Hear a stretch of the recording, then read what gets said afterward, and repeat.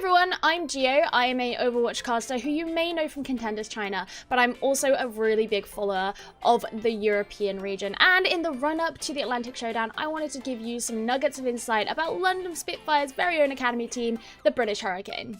Number 1, breeding ground of talent.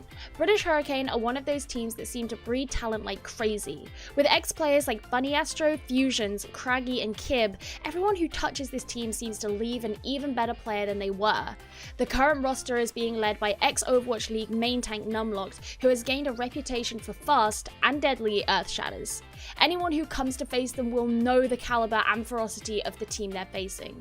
Number 2, they can adapt to any problem.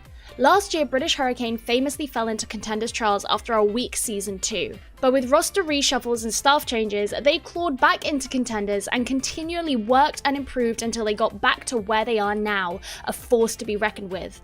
But this isn't just a heartwarming story. The experience has left Hurricane with an asset that has to be earned: fortitude.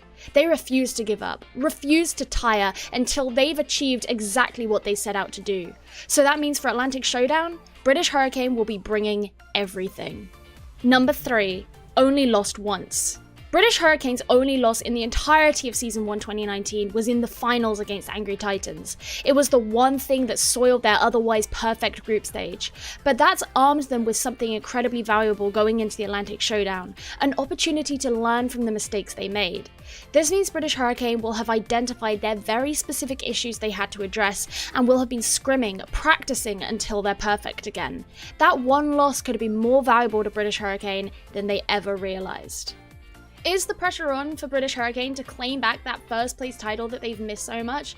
Yes, of course it is. But if any team has the fortitude, the ability, and the desire to come back and take that win, it's British Hurricane. Make sure you tune in on May 31st to see how they do.